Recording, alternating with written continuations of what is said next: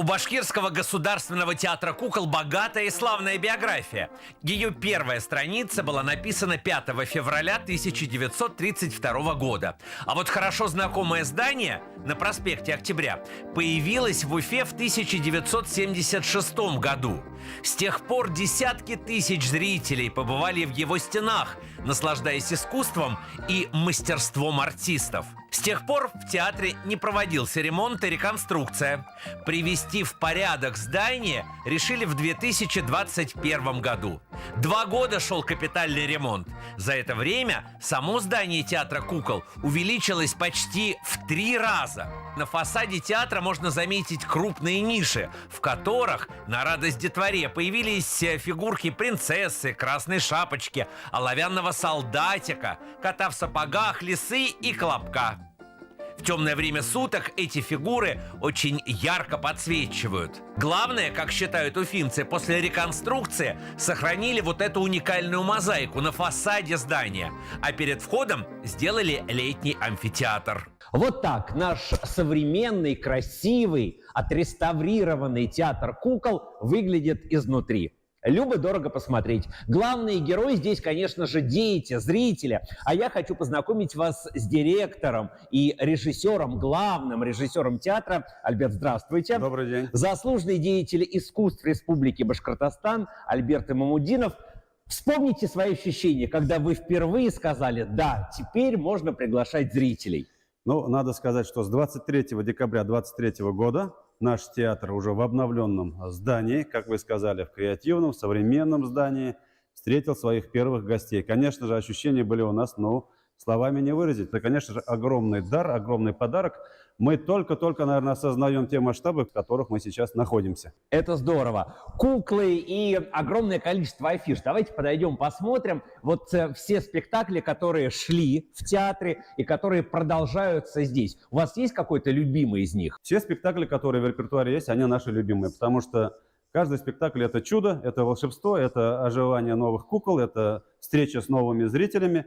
Но особенно радостно то, что мы, вот все наши спектакли, которые сейчас здесь вот мы лицезреем, и те, которые будут появляться в новом зале, они совершенно по-другому заиграли. Потому что модернизация не только вот она стилистический фасад, интерьеры, сама сценическая площадка, она модернизирована и полностью обновлена. И каждый спектакль, он обретает новую жизнь. Уважаемые артисты, готовы к репетиции? Начинается генеральная репетиция перед спектаклем «Мустай Карим. Близкий горизонт». Казалось бы, мы так много знаем о Мустае Кариме. О нем написано столько книг, статей, снято программ. Но этот спектакль уникален. Его очень любят зрители. Нам удалось побывать за кулисами и увидеть то, что не видно зрителям. Это уникальная работа артистов. Самое настоящее волшебство. Вы к этому уже, наверное, привыкли, а вот нашим зрителям... Как рождается чудо. Этот спектакль, он достаточно сложный, разносистемный такой спектакль получился. Система кукол очень разная, поэтому ни один человек как бы не находится в процессе выжидания. Все время находятся в динамике. Каждый что-то все время делает. Чем дальше, тем таинственнее его личность, тем многозначительнее его стихи, проза, пьесы. И, быть может, чтобы разгадать эту загадку, нужно взглянуть на биографию автора, как на поэму, попытаться найти истоки тех или иных строк, а в них жизненные события. В обновленном театре кукол свой музей, куда мы отправляемся.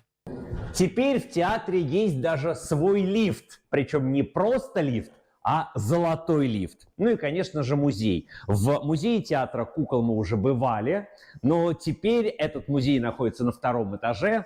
Яркий, уникальный, со своими экспонатами и историями. Хочу вас познакомить с Дианой, которая отвечает за литературную часть и всегда очень интересно рассказывает о театре. Диана, добрый день. Здравствуйте. Давайте рассмотрим кукол и афиши, которые представлены в театре. Буратино и Мальвина, пожалуйста. Это башкирский эпос. Шульген-Урал. Так, Мустай Карим. Да, Мустай наш Карим. Да, и фотография самого Мустая Карима. Это кукла из спектакля «Долгое-долгое детство», премьера которого в 99 году состоялась. Ну это вообще легендарный спектакль и афиша. Насколько я помню, театр кукол Уфимский принимал участие в большом международном фестивале кукольных театров, который проходил в Индии. Это были гастроли, это были наши гастроли в Индию. Стоит отметить, что 3 раза мы выезжали в Индию. Так. И вот на самых первых гастролях мы получили премию имени Джавахарлала Неру. Вот она, эта премия. Так. Наш театр кукол, единственный театр кукол, обладатель этой премии в России. Здорово. И спектакль, который 3 раза 3 раза. привозили из Уфы в Индию, он называется «Легенда». Индийская легенда. Индийская легенда. Вот так вот. Посмотрите, какая красота. Индийские куклы и мотивы. Ну, а это еще один спектакль, Да, это- легендарный. Первый спектакль для взрослых. Так можно сказать. Так вот, первый спектакль для взрослых, он назывался «Божественная комедия» и был поставлен в 1976 году. Я еще не родился, а спектакль, и вот эти куклы и афиша уже привлекали И очереди зрителей. выстраивались. В цехах театра сегодня идет подготовка к новому спектаклю про Винни-Пуха. Сейчас, насколько я знаю, вы работаете с коллегами, здравствуйте, над спектаклем «Винни-Пух». Винни-Пух. Вот, да. что это такое? Можно? Это же Ослик, мне кажется, Это самый такой прикольный персонаж. Ослик Иа. Ослик У нас и я. Как раз его сейчас, Вот так вот вы один собираете, да? да. Трепетно. Вы собственными руками создаете вот эти куклы, которые мы потом видим. Можно? Да? Конечно. Вот так. Надо же. Посмотрите, я впервые на самом деле это держу в руках. Вот так вот. Ослик Иа. Вот так он будет выглядеть на сцене. Зрителям я хочу сказать, моя любовь. Как вам пятачок?